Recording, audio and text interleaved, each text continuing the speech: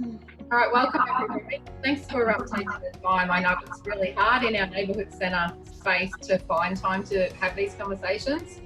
I've committed my time because I really think this story needs to be heard, not just because of our own self-interest, but it's really been a shock to us, the impact of the monsoonal flooding and exactly what it meant for our tiny little neighbourhood centre and what it still is meaning. So that's why I'm here today. I really want to share, so if we can help you guys with preparedness, or even just the way that that's what we'll be talking about today. Can I just ask everybody to mute? I can hear a couple of you in the background there.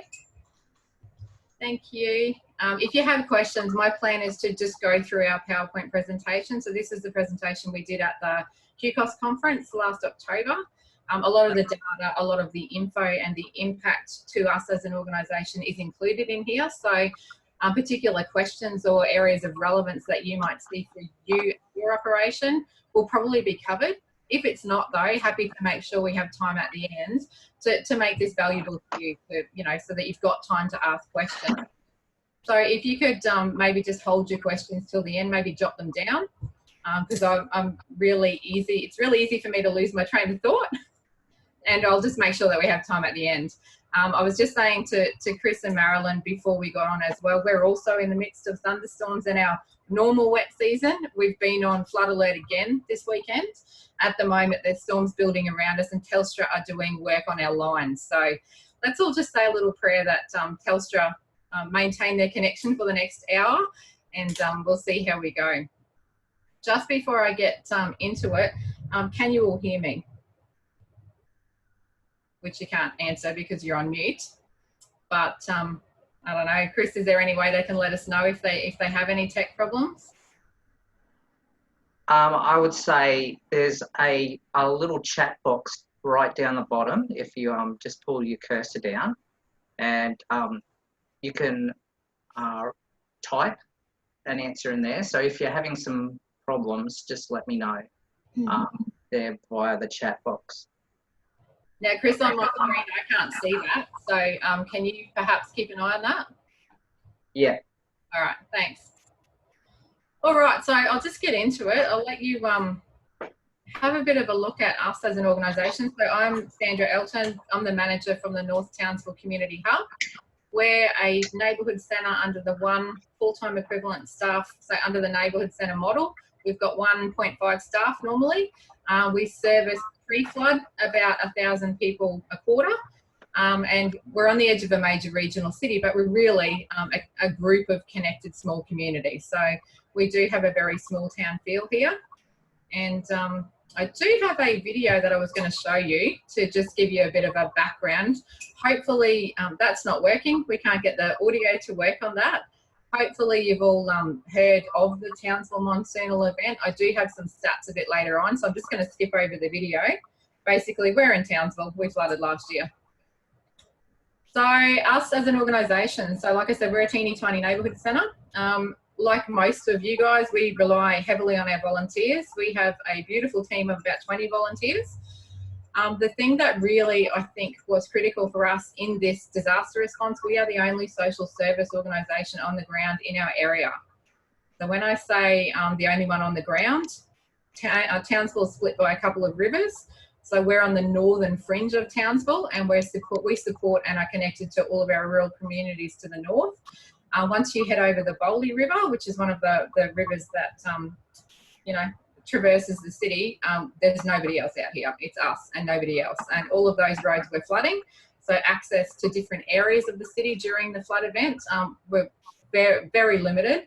So that made us the only place people could come to. And that was open during the flood period, during the initial flood response, and then during the recovery. A lot of services couldn't get their staff to work for weeks afterwards. So I'm here to share our story with you before, during and since the event. So we're known as Notch, so you might hear me refer to Notch. That's us. To give you a bit of an overview of why we were involved in disaster response, these are the services on your screen now that we normally provide through our emergency relief contract outside of a disaster event.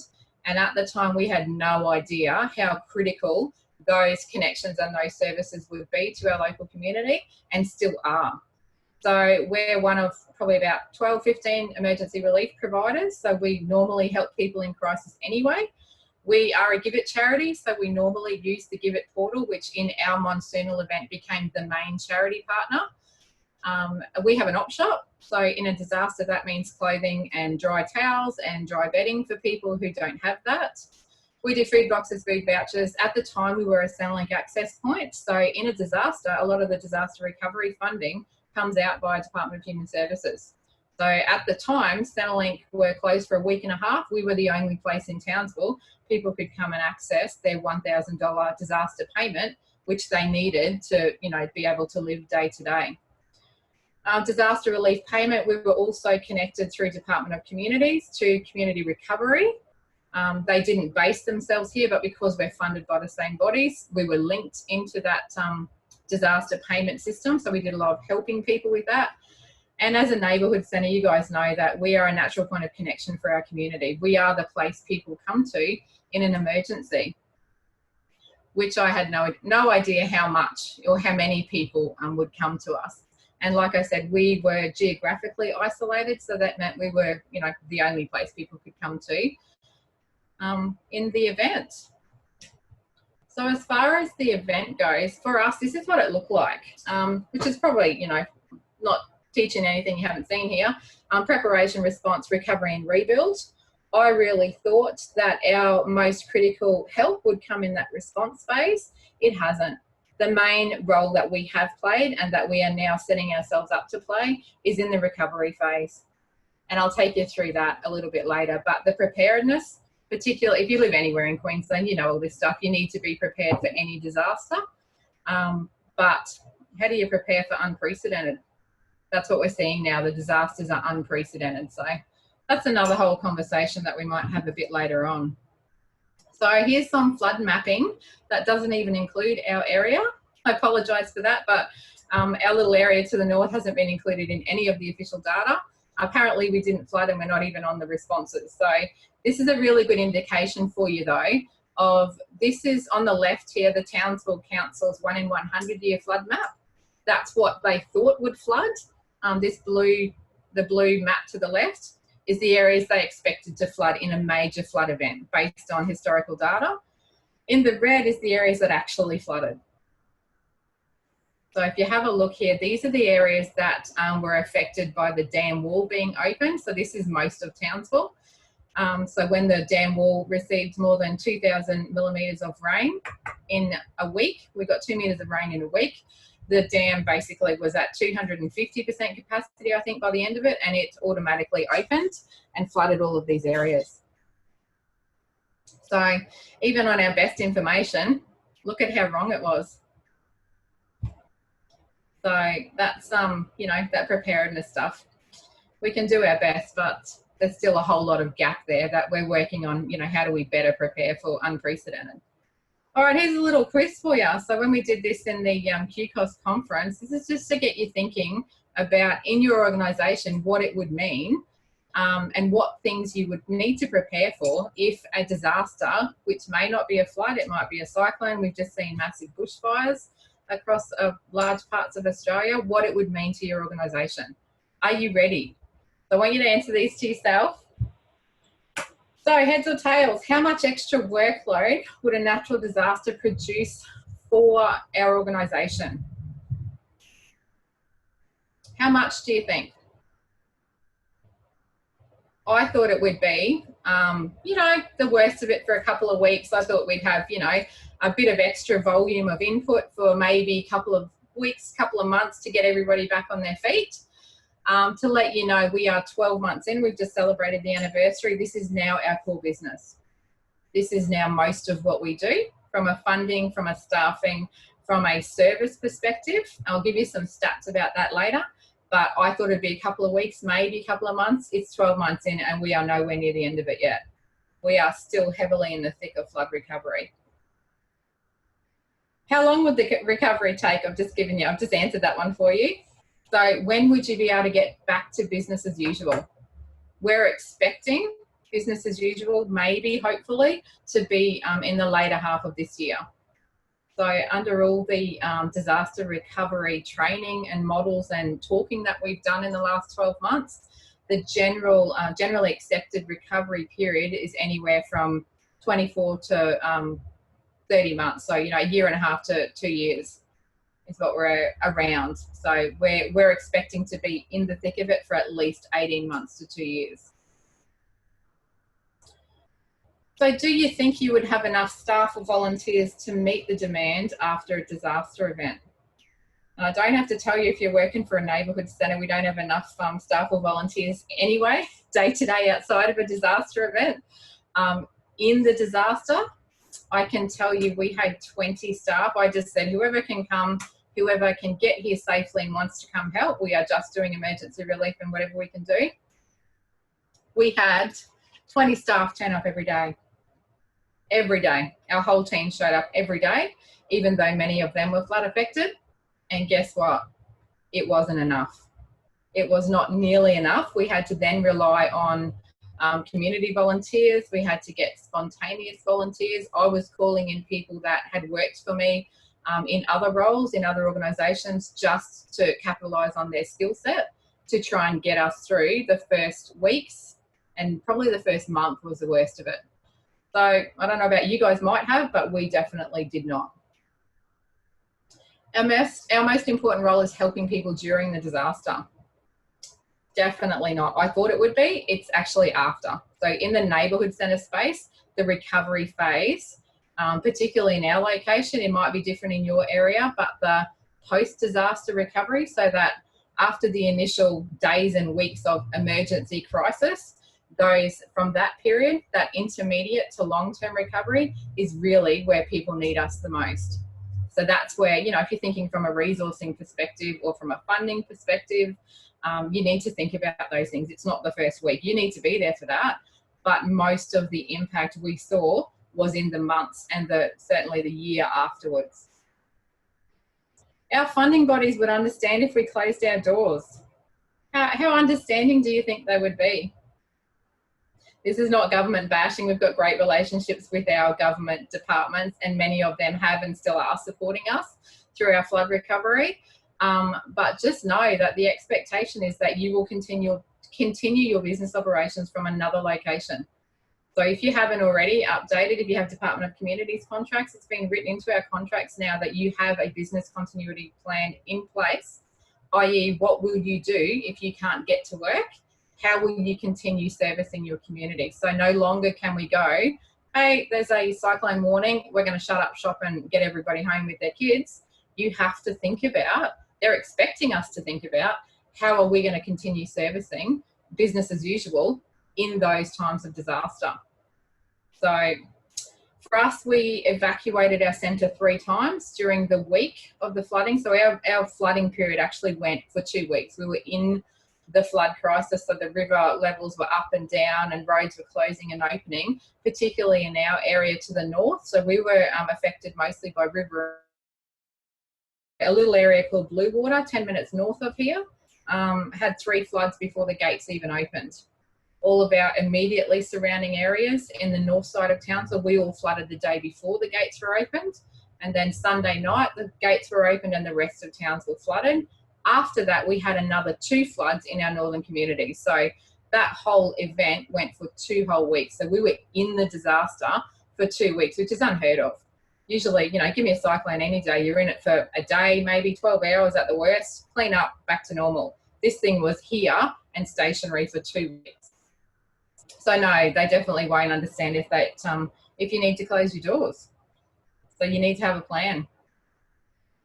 All right, here's some stats for you. You can have a bit of a read through there, but basically, snapshot of the most important stuff. For an organisation like us, what we saw was once everybody flooded, the Monday after, so that Sunday night, most of Townsville flooded, we had a 300% increase in demand overnight. Literally on our doorstep Monday morning was 400% of our normal pre-flood servicing levels. And that didn't go away for several months. I'll give you some stats a bit later on about where we're up to now, but it's actually even higher than that now, our levels of servicing. But so this is what I want you to think about. What would you do? How are you going to prepare for, 3 or even a 200% increase? How are you going to staff that? How do you, we luckily had done some preparedness because we had some warning of the monsoon. Because we're an emergency relief provider, we had stockpiled food boxes and bread and milk and, dry clothing. We had all of that and our systems and policies in place. So we were well equipped to do something. But if this is not your normal servicing, so we have some community centres in our area that don't do emergency relief. Those people are still going to rock up on your doorstep for support. It might be things like charging your phones, the things that people don't think about. People were coming here just for a dry set of clothes for the kids and themselves, or we have a shower. So our homeless population ended up living with us because they were also displaced. So just that sheer volume increase was the thing I guess we weren't really prepared for. Told you about the staffing. The funding was interesting. We saw 400% of our annual funding for emergency relief. Thankfully, we have this support because we're still using it today. Our emergency relief provider gave us, just dumped in our bank account 100 grand within a month, which was great, but then it creates its own onflow of complexities with how do you, if we can recruit a staff member, how do you do that when you're servicing at 300% of your normal levels? How do you train people on the fly? We had to develop new systems. Our GIVIT servicing went from one person maybe doing a GIVIT request every other week to it was one person full time. So, they're the kind of things that I guess really hard to prepare for. It affected our income positively, but like I said, so we had 267% increase in our turnover. Over the year, we had 504% increase in our surplus, which is great, but most of that doesn't pay for staff. Most of that was people donating to us from all over the country, which was really helpful to buy stuff, but people don't want to pay for staff. So therefore, you then putting your volunteers in that situation that you're asking way too much of them because of the kind of need, the kind of psychological, counselling need that presents with everybody that's presenting to your centre. So the funding increases were great and have been very helpful, but it's how you manage those has been very tricky as well. Donation management, we've just seen with the bushfires, you would have seen on social media people crying out, please don't send us any more trucks.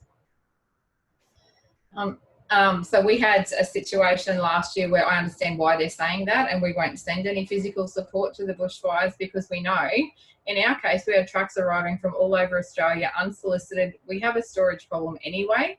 We have a teeny tiny centre. It took us 3 months to find the floor. A lot of our donations got wet because it was still raining, so then they had to be disposed of. So it was really, and some of the stuff, honestly, that people send in those trucks, we had stuff for industrial polishers arrive, like cleaning pads for an industrial polisher. I don't know how somebody thought that was going to be helpful, but honestly, the best help we had was through GIVIT, but I'll tell you about them a little bit later. But donation management, we normally do that process. We have a team of people doing that. We needed 3 teams of people, and then we were still turning people away. Media exposure, I'll talk about a little bit later. Connectedness was important for us. The disaster impact period, like I said, it's 12 months in and we're still going. And business continuity is something that's really high on our agenda because we really didn't have an opportunity to do it last year. All right, here's our infographic, the official one from our local disaster management group. Now this is the Townsville and North Queensland flooding, so it's not just our Townsville stats. You might know that we also had severe flooding in some of our western communities as well as communities to the north. The particular ones that impact our story here was, like I mentioned, up in the top right-hand corner. We had in our local area here, many communities that had 2,000 mils of rain in a week. We had more than 3,300 homes were uninhabitable. So all of those families are immediately displaced, which created a rental crisis that's still ongoing now. 39 local government areas were affected. I think this one is, GIVIT was 162. This is a really early infographic. So I don't know how many of you know about GIVIT, but it's basically a matching service. So in an event like this, with the millions of dollars of donated funds that we had, they were awesome at feeding that back into our local community, and buying brand new white goods and beds and essential household items to get people set up again without incurring more debt. So the 162,000 items, just to give you some idea, one item, a fridge is one item, a bed is one item, a washing machine is one item. The final tally from memory was more than 198,000 items, which was more than they did in the Brisbane flooding. And as we've seen from the bushfires already, they're going to need way more than even what we had in the last 12 months. So that's some of the stats that are relevant to us here. So more than half the state was affected. We're only one local government area here, so our servicing is only part of one of the LGAs. That's the official timeline of events. Like I said, we're not even actually on that, but I've taken you through most of that. I can share these slides, Chris, if you wanted to put them out to the network afterwards. If people wanted some of this detail, I'm happy to share all of that. But like I said, the main thing out of this, it was an extended disaster period. So if you're thinking about compassion fatigue and the impact of that on your people, think about that. 2 weeks we were in the disaster, and many of our team were working hard. Like, we did not stop. Nobody had lunch for at least a month. You know, all the things that we shouldn't have done, we did, because there was just so much need at our door. And then many of our people were going home and doing their own flood recovery. Okay, so to give you some stats, I'm a big believer in stats because it really has helped us tell the picture and compare one period to another. If you're an emergency relief provider, you'll recognise this data from DEX, our data exchange system that Department of Social Services requires us to input. This is our flood, the immediate flood period, so the January to June last year period. If you have a look at our January here, that was pre-flood. Our flooding of our local community started on the last few days of January, about the 26th, 28th of January. So that's a normal month for us if you have a look at January. February was just what I was telling you then. And if you have a look, I think it's really interesting to look at the data, look at the cycle that happened here. So the trends, of course, you have everyone present on your doorstep. Then we sort of, you know, go, yeah, we've got this, you know, we sort of get a bit resilient and maybe find some coping mechanisms and get some disaster payments. And then we had a second wave of needs present from about April to June. This period here is where we saw the worst of our mental health impacts. We saw the worst of our domestic violence spikes. We saw the worst of our aggressive incidents in our centre. We saw a rise in our homeless populations and our known mental health patients who, you know, normally coping skills are fine, they have structures in place. Because all of that was disrupted, this period here, 3 to 6 months later, was nearly the worst of the recovery for our team. But if you compare that, so we did 668 clients. So that's an individual client. One client represents a whole household. So the actual number of people helped is obviously much larger than that. But the way our paperwork processes operate, we just recognise one. So we only enter one person. So 668 people serviced in 6 months. The sessions is the number of instances of support. So if we give them a food box, that's one instance of support. If they also get some clothing, that's another instance. So if you have a look at that, we did 1,540 with our teeny tiny team here. But have a look at the same period 12 months before. So your 668 turns into 288. And our sessions, we only did 401 sessions the previous year, compared to 1,540, so they tripled. They tripled, and this is just our emergency relief data. This does not tell the whole picture. This is just the clients that have actually made their way to us, have filled out a form and presented for emergency relief support. Outside of that, we had hundreds that came for GIVIT support who aren't captured in here. We had hundreds of phone calls, probably thousands of people that just dropped into the centre to ask for information and advice and referral. We did a lot of advocacy with the insurance companies. You've probably heard about the insurance battles that have happened here. We had to support people through that, through the rental managers kicking people out and the rental crisis.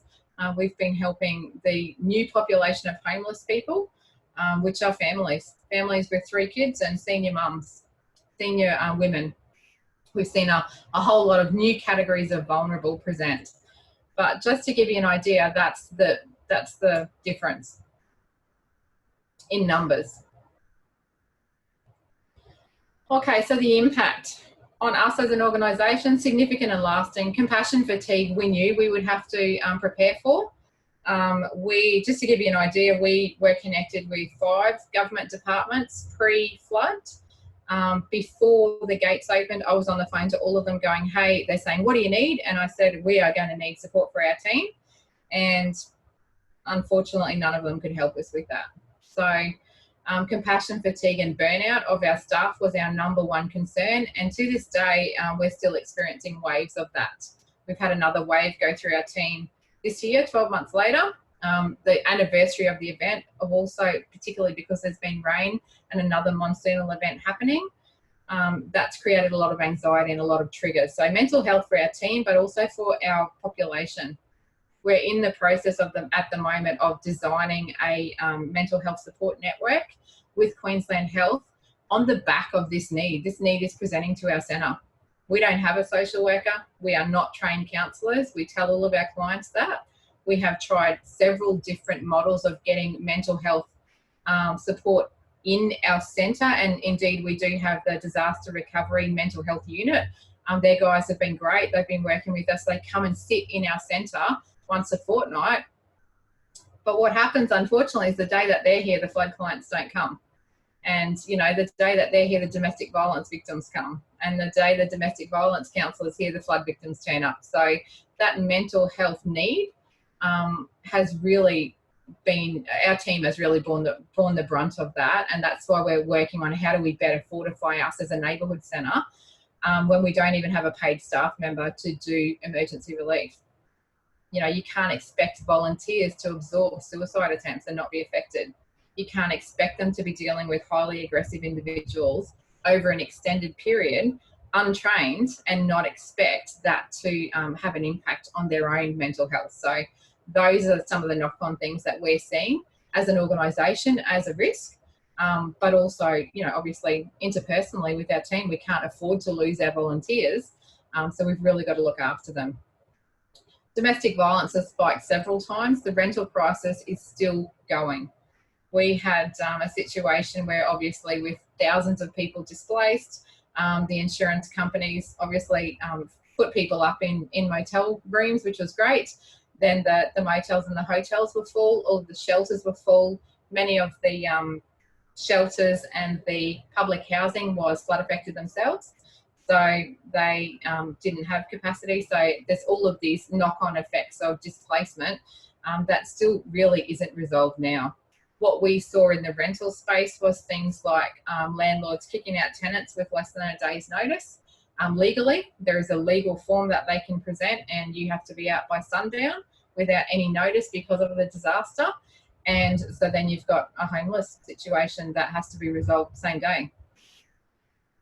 Then the landlords were popping up the rent $100 a week. So the flow-on effects for our known vulnerable communities is that they can no longer afford. They've been priced out of the rental market. So what rentals are available, they're, you know, running up against families with double incomes who can afford to offer $100 or $200 a week more to get that property. So there's been a whole lot of work in that space and a lot of collaboration, I'd have to say, with our emergency relief providers, where we are just working collaboratively to create holistic solutions to keep people in whatever home they have at the moment, because once they're displaced, they're, you know, it's months before we can get them another residency.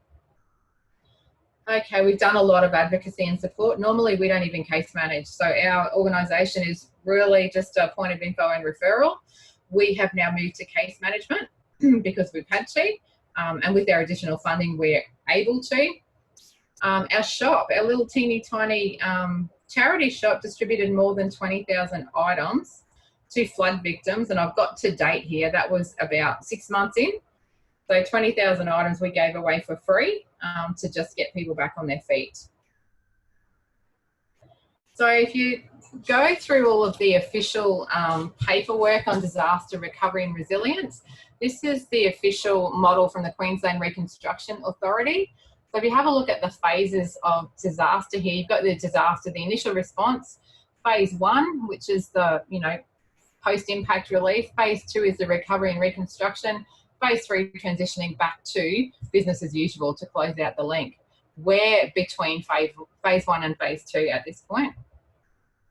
With our servicing, we're not even in phase 3 yet.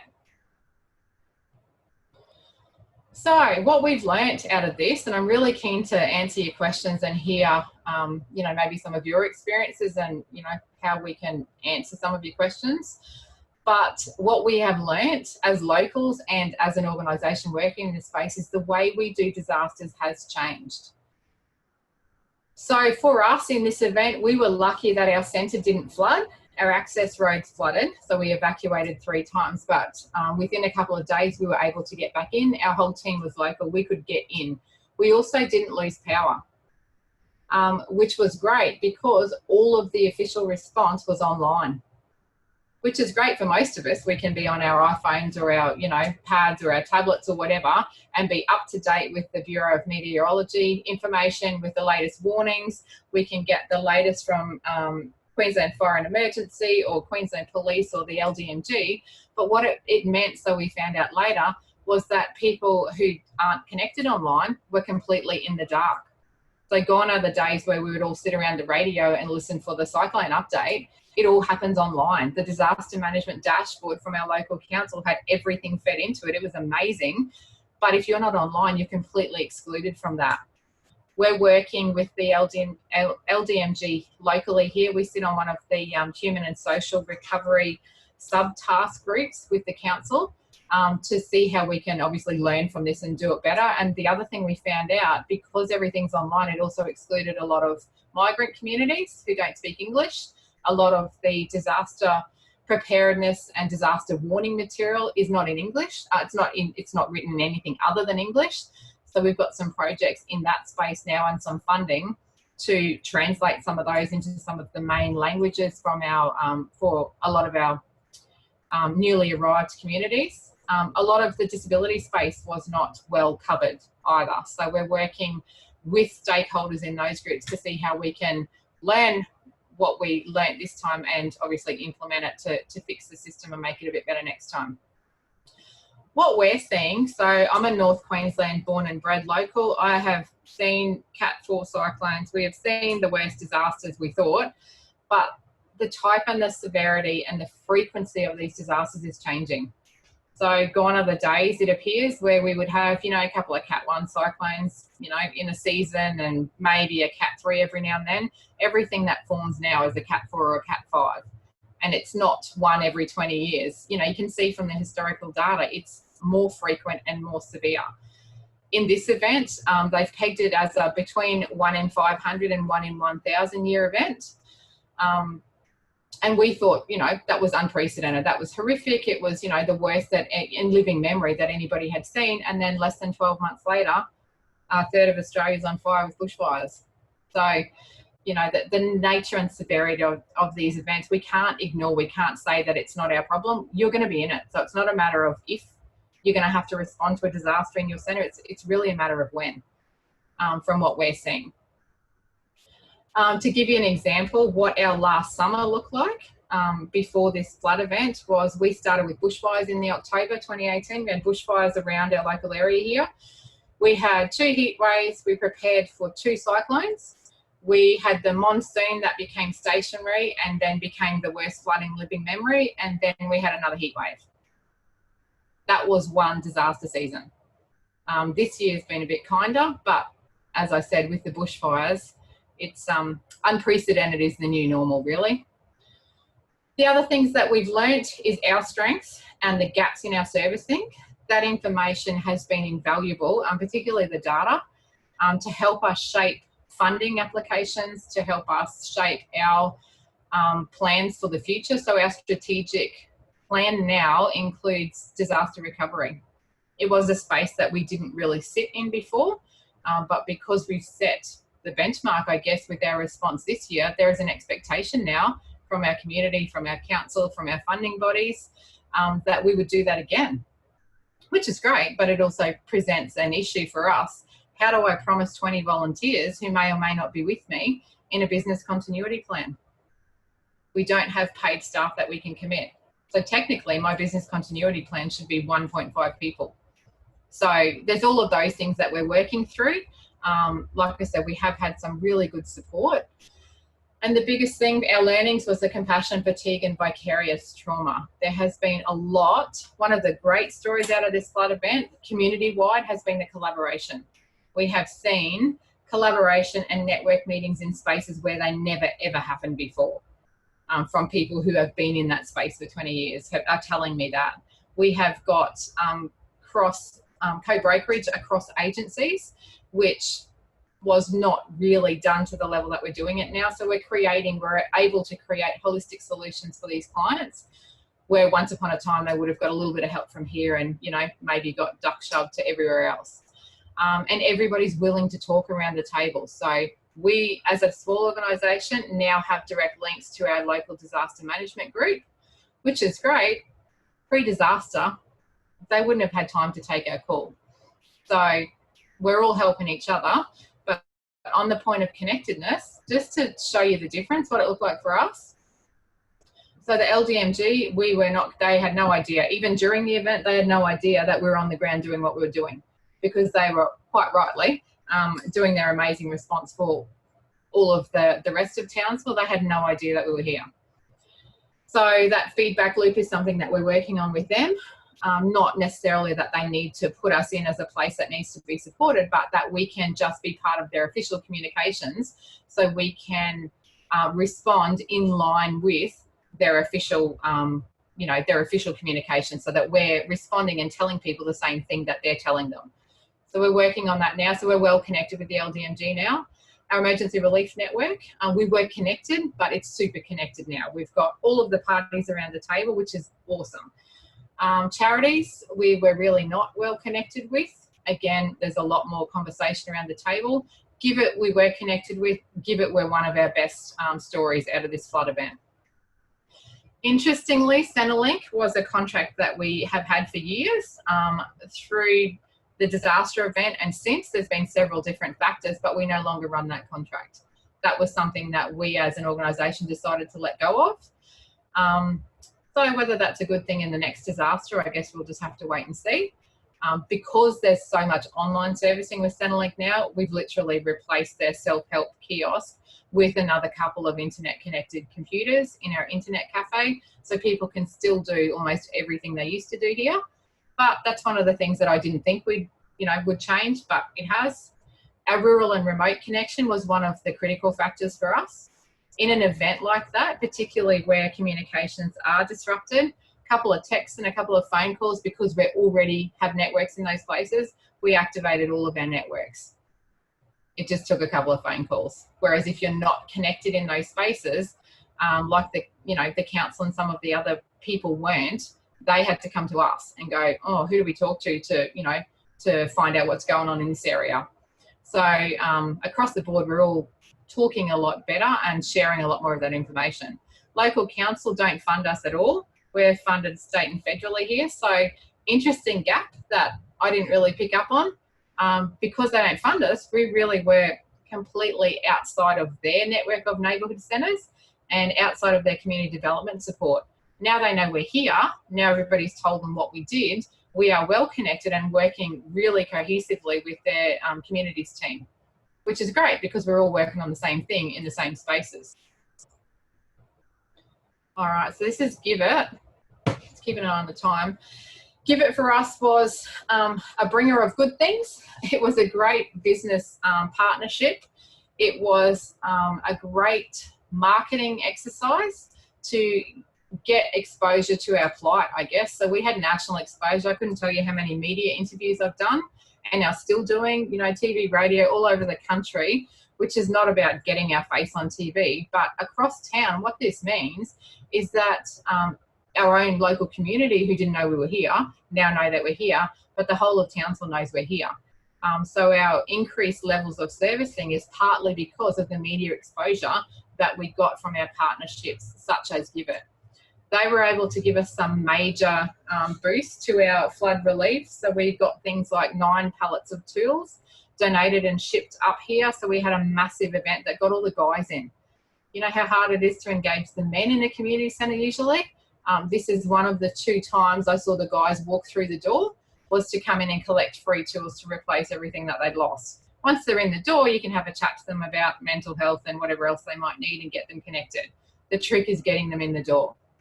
GIVIT were also responsible for the other thing that got them in the door, which was our V8 supercars. We had a couple of the drivers stop in here and do a little meet and greet. A lot of our guys turned up then. They also had a hot lap to give away, and they gave away a whole heap of tickets to our flood victims. That was the other thing I saw that brought the guys through the door. So interesting learning for us.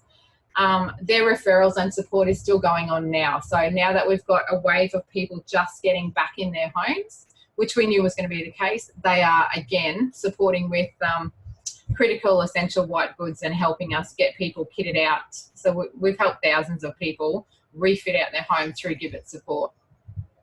They have been absolutely amazing. Other support, we had $100,000 donated to IGA. That was also through GIVIT.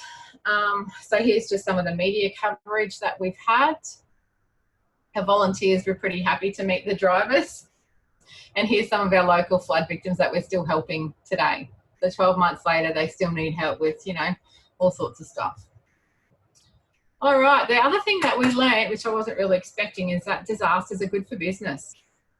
I hope that doesn't sound too crass. I don't wish this on any of you. It's been quite a traumatic ordeal for all of us. But the good thing, if we want to look on the good side, is that we need to change the way that we look at disasters. For us as a 1.5 FTE organisation, we're up to about 2.5 to 3 at the moment. So it's doubled my staff. And I'm in talks at the moment to extend some of that for another 12 months. So a lot of that uncertainty and trying to just get people to help us pay for staff, you know, that issue that we all have with that one funded model under the Neighbourhood Centre servicing, this has really helped us boost our staffing, which means that I can train people. If I can train people, we can be more prepared. And so at the moment, I would say we are best placed and well prepared to handle another disaster. The issues that we have, though, is it might be 2 or 5 years, and the next one won't be a flood. It'll be a cyclone or a bushfire or something else. So we have certainly changed the way we look at disasters. We are honing in on those opportunities and gaps. We still have major flood recovery that hasn't even opened up yet. So funding, the major recovery funding tranches haven't even been released. So we're 12 months in. A lot of the services have gone back to business as usual. We haven't. And we still are yet to tender for some of those funding dollars to help us better prepare our infrastructure and get us you know, things like a generator and get us set up for another disaster. So yeah. So the things that we learned, it put us on the map. It saved me about 3 or 4 years worth of marketing. I don't have a marketing budget as such. So all of that exposure has been great to get us really connected through a lot of different networks across town and certainly across the state as well. The gaps, we're using data for planning. We're doing some more funding proposals, and emerging trends has been the thing that everybody's talking about the whole way through. They want to know what's the issues on the ground, because often the people around those tables making those policy decisions aren't doing frontline service delivery. And particularly as a neighbourhood centre, as a small organisation where I'm on the front counter, you know, with everybody else filling out emergency relief forms, hearing people's stories, it has been so powerful to be able to, in those networking meetings and those funding body communications, to be able to tell Mary's story. Or instead of just giving numbers, to be able to say, hey, look, this is what our people are feeling, and this is the issue that's happening now. This is what we need help with. Because often that information gets lost, you know, as you go up different levels of reporting. So that's been really helpful for us. It was actually a strength, I think, to be a small organisation. It's we need to improve our disaster response. So the things we did well, and people are looking to duplicate how we responded, was our volunteers are all local. Many of them have grown up here, so we have, you know, disasters. We do them for breakfast pretty much. They know what to do. We got in, we did it. That's just what a small community does. A lot of the larger communities are looking at us going, well, how did you do that? And how do we replicate that? So I think that spirit of community centres that we have, that place of welcome, that place of making people feel comfortable and helped, I think that is really, it fits really well with the disaster recovery model and the kind of support people need in that space. So we're really well placed as neighbourhood centres to be an effective responder in a disaster. Honestly, the thing that we helped most of those first few thousand people with was listening to their story. How many places can you go these days where somebody has time in a business to sit and listen to your story? People just needed to talk to somebody, and they needed somebody else to hear what they'd been through. So, you know, it really goes hand in hand with what we do as a neighbourhood centre anyway, that connection, and then, you know, that support, that wraparound support. Getting ready, we need to do written plans. Like I said, the business continuity has been written into our contracts. We've done so much free training in the last 12 months. There's been all sorts of training that I wouldn't have been able to access beforehand. Everybody's come to town and done free training, which is great. But we also need, you know, there's other areas of gaps that, like I said, if I can't keep paying those temporary staff that I've trained up in all of this stuff, I won't keep them, which means in another disaster, which might be 12 months down the track, we're starting from square one again. So these are all the conversations we're having with the ministerial departments, with our funding bodies, with state managers. We've had a whole gamut of people through our door already this year asking what we need and where the flood recovery is up to. Honestly, it's those longer term problems that, you know, fortifying the neighbourhood centres that will help us be well positioned to respond to all of this extra need that invariably is going to come up for you guys when a disaster is on your doorstep. That's the end of my presentation. Do we want to open up the mics, Chris, to see if anybody's got any questions or if they're still awake? Don't you? Yeah, I'm unmuting everyone now. Worried about it. I said I just went there to pay my respects and Sorry guys, I find it really hard not to get any feedback. I'm used to talking to you as I present. So does anybody have any questions? Or you wouldn't have said that. That's why some said yeah. Keep it in the And I said, I don't want this to be an issue. I'm okay today. I said, it's just hard. Sounds like another conversation going on there. That quite gets towards me. It's going to reflect on your Might relationship learn with your kids if your mother keeps on going. And he said, it's not going to be an issue. I'm tired of this shit. I said, what shit? He goes, mum shit. Me constantly worrying about you, always worrying I'm hurting. Hey, it's Chris from Mount Isa here. How are you going? Hey, Chris. Hi. Other things, constantly I've got a question. Have you got a solar system on your roof or what? A solar system? Part of the day. Yeah. No. Just to see you cry, not being. Oh, right. I'm just trying to figure out for myself. We've got a solar system on the roof, but when the power cuts out here, it's still, you know, it's like we don't get any of the electricity from our own solar system. So I'm just trying to figure out stuff. I thought someone out there might know the answer of how that. Someone else might. We don't have that. So what we're looking at is things like a generator and getting that, you know, obviously wired into our power board so that we can do like a lot of homes do around here. So at our place, for example, when the power went off for 3 days, we just plug a generator into the power board and it runs the essential stuff to keep it going. Is that diesel, is it? No, petrol, just petrol. Okay. Yeah. We've got a little sniffing problem here. Oh, okay. Yeah. makes it more of a challenge. Yeah, I bet. We do, yeah, so our centre at this point to date still is not, we're not set up. So we've got to get some more funding to get that over the line for us. It's true. I said, you must be true to your kids. I'm not talking about this anymore. We're going around in circles. I think Marilyn's got her hand up. Yes. Hey, Marilyn. Sandra, with regards to that lady you just said about the fuel for the generators, it's an idea to get in and get fuel and cash prior to it. When the warnings for cyclones and disasters, don't wait until the bowser's empty or the bank is empty. Yeah. We saw a lot of that here, particularly for our rural communities, because the creeks were up for so long. By the time they could actually get through, the shops were empty. So then our food boxes became even more important, and we were able to get pallets of those to some of those rural and remote areas that didn't even have lunchbox food for their kids, you know. That's right. Mm. Yep, fill up the bathtub and get your car filled up and get some cash in your purse. And tin food. Yeah, yep. Sandra, I've heard with GIVIT, like it's a good concept, but some neighbourhood centres really struggle with the transport of the goods to get the goods to the clients. Okay. Yeah, how did that happen during your situation? Okay, so what happened is we had to problem solve that with GIVIT fairly early on. In the initial days and weeks when GIVIT was purchasing fridges and beds, particularly for our clients to the north, before the rest of town flooded, we were relying on community volunteers, and we ourselves were loading up a trailer and taking them out to properties. We pretty quickly realised that that was not going to be sustainable. So what we organised with GIVIT is out of the donated funds that a household full of goods, it was done through, we organised a deal with some of the local courier companies and the removalists, and they gave us a special rate, but we had to pay for it. Okay. Yeah, so we didn't pay for it out of the GIVIT funds. While all of those donated funds were still available, that was just part of the expense. Yeah. Yeah. Hey, oh, it's time. Hello.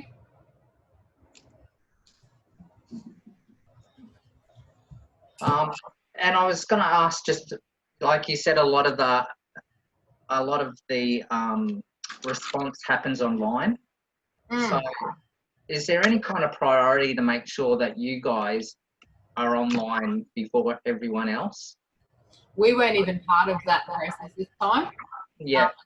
And this is the interesting part where one of the gaps is that we're trying to close, is that the disaster response in each local government area is managed by local council. Because they didn't know we were here, we were not part of their official response. Right. In this case, so we're actually working through our community recovery plan at the moment. So there's plans in place to get us just listed as one of the organisations that locals can go to for help in an emergency, because there was no point of connection. Even in the evacuation centres, we had evacuation centres to our north and south here that operated for several weeks. The trends that we saw in that space is there would be teams of workers fly in from all over the country without any local knowledge. So then we took it upon ourselves to go to those places, hand out all the local flyers to those teams and go, when you guys pack up and go home, please link these people into our services because we're here for the long term. So without us advocating in that space, all those people would have left the evacuation centre, gone on to their next temporary premises without any clue of where to go. Yeah. We've got a storm brewing here. Sandra, you there? Yes. Sandra, one of our programs since 2009 flooding, we hand out resources, preparation for disaster resources every year around about November and December. And there our Shire Council has an excellent one, but also the Department of Communities and all that, they've also got lots of flyers. And we give them out as much as possible. Any event that we're attending externally and all our internal clients, we try to minimise the damage. Yeah. So what kind of things are in your packs, Marilyn? Oh, we have huge resources. Shire Council has a booklet, absolutely excellent, and flyers and fridge things about what to pack. Comes from the community, you know, it's in that resource actually. The department has excellent resources, really, and Paul Cannon is one who can even come and talk to clients and events and groups like that. Yeah. The resources from the department. Yes, we did a lot of that. So with our normal Christmas, we had to ramp up our emergency relief support knowing that flood victims were going to feel it at Christmas. So a lot of our community events, so we had Christmas parties and our playgroup breakup, pretty much anything we had out of our centre here, we invited. So we had the mental health team here. We had Team Townsville, who is a flood recovery team out of council. So it's inter-agency. So we basically invited them to all of our events because what they found during this whole, you know, flood recovery period was that Townsville was super prepared for a cyclone. Almost everybody knew what to do for a cyclone because they do cyclone Sundays and they do a lot of work to try and educate them that, but nobody was prepared for a flood. Righto. Well, in 2009, the centre on Townsville Road, when we didn't have the hub, it was inundated, and of course it was closed for 3 weeks, and we then used Shire Council rooms. Ah, okay. So that's what we're looking at. Flooding. Yeah. We're looking at those things now because the 3 days we evacuated, we've got a brand new Cat 5 cyclone shelter about 5 k's from us that was closed and not in use. Oh, so my goodness. If we had have been linked into the council and they had have been aware of our services, you know, there's those connections that we really just need to join the dots. So we're having those conversations now. Yep. You know, if we need to, we've got the contacts, so that if we need to make that phone call next time, we know who we need to talk to. Yeah, that's good. Okay. Thanks, Marilyn. So for everybody else that's still here, did you have any comments or any questions or any stories that we can learn from? Really? Just tell them to click on raise your hand. You can just talk. Well, you can't hear me when I do that. That's all right. They're all shy.